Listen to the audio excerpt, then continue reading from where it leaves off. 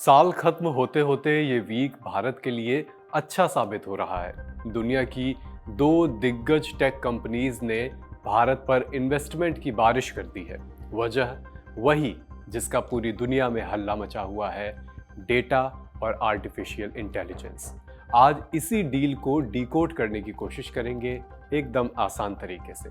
नमस्ते, मेरा नाम है अभिषेक और आप देख रहे हैं लल्लन टॉप का डेली फाइनेंशियल बुलेटिन खर्चा पानी। Brought to you by SBI Life Insurance.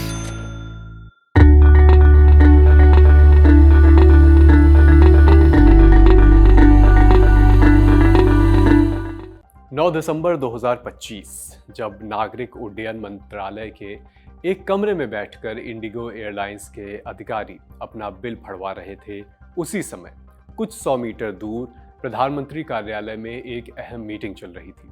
Bharat के प्रधानमंत्री नरेंद्र मोदी और माइक्रोसॉफ्ट के सीईओ सत्य नडेला के बीच। मीटिंग में तो काफी कुछ हुआ, लेकिन मीटिंग खत्म होने के बाद सत्य नडेला एक्स पर एक पोस्ट करते हैं जिसने टेक जगत में हलचल मचा दी।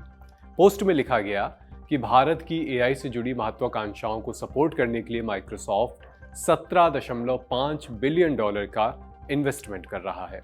ये एशिया में हमारी अब तक की सबसे बड़ी इन्वेस्टमेंट है। इससे देश में ज़रूरी इंफ्रास्ट्रक्चर, स्किल्स और टेक्नोलॉजी की क्षमता जो है वो तैयार होगी, विकसित होगी। नडेला ने डॉलर में जो आंकड़ा बताया उसको रुपए में तोड़ेंगे तो संख्या बैठेगी 1.57 लाख करोड़ रुपए। अब इसके जवाब में प्रधानमंत्री मोदी भी नडेला की पोस्ट शेयर करते हुए लिखते हैं कि एआई को लेकर दुनिया भारत से उम्मीदें लगाए बैठी है। सत्य नडेला के साथ हुई शानदार बातचीत हुई। खुशी है कि एशिया में माइक्रोसॉफ्ट की सबसे बड़ी इन्वेस्टमेंट भारत में हो रही है।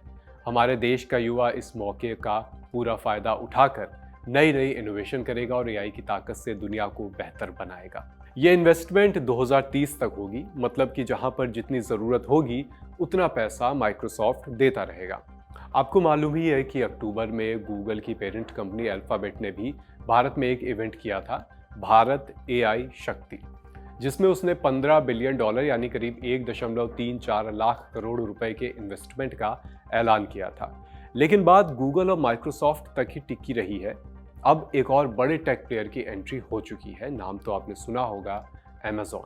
इस कंपनी ने भी जो ऐलान किया है वो माइक्रोसॉफ्ट और गूगल दोनों से भी बड़ा इन्वेस्टमेंट है, पूरे 35 बिलियन डॉलर का, यानी लगभग 3.15 लाख करोड़ रुपए का निवेश।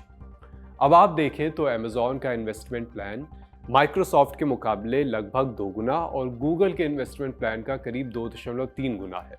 10 दिसंबर को हुए अमेज़न संभव समिट में कंपनी के senior vice president Amit Agarwal ने कहा कि अमेज़न ने 2010 से अब तक भारत में 40 बिलियन डॉलर का इन्वेस्टमेंट किया है। अब हम 2030 तक इसमें और 35 बिलियन डॉलर जोड़ने जा रहे हैं।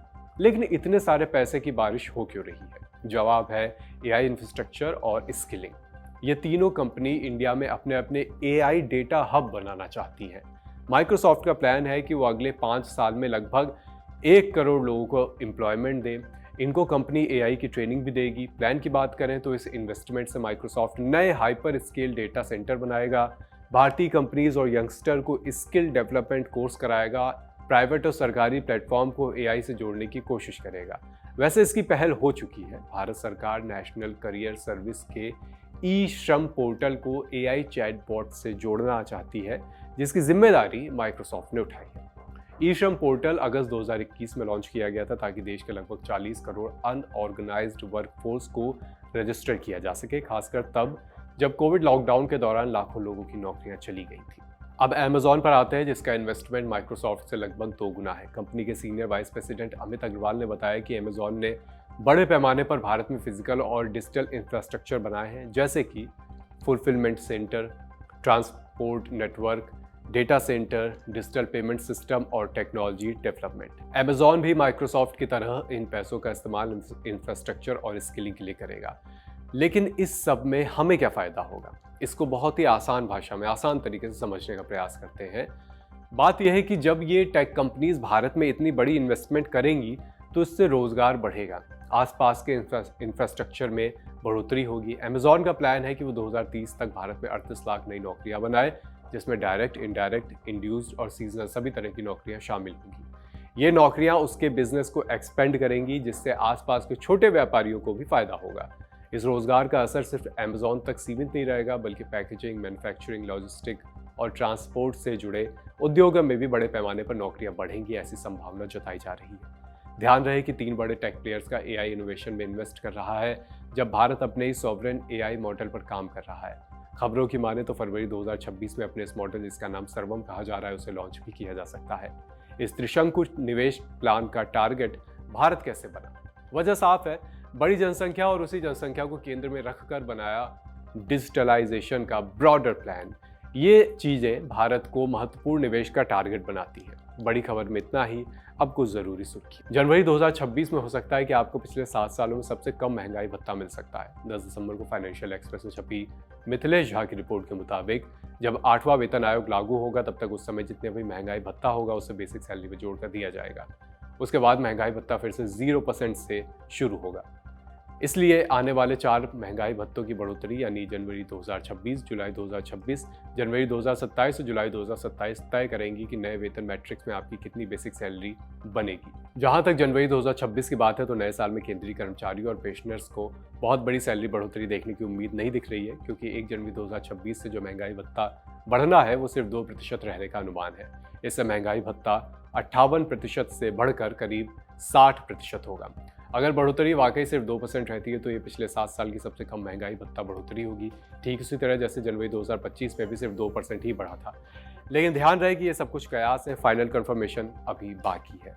अब दूसरी सुर्खी, इंडिगो एयरलाइंस क्राइसिस पर दिल्ली हाई कोर्ट ने 10 दिसंबर को केंद्र सरकार की अच्छी खासी क्लास लगा दी। कोर्ट ने सीधे पूछा कि जब एयरलाइन फेल हो गई तब सरकार क्या कर रही थी।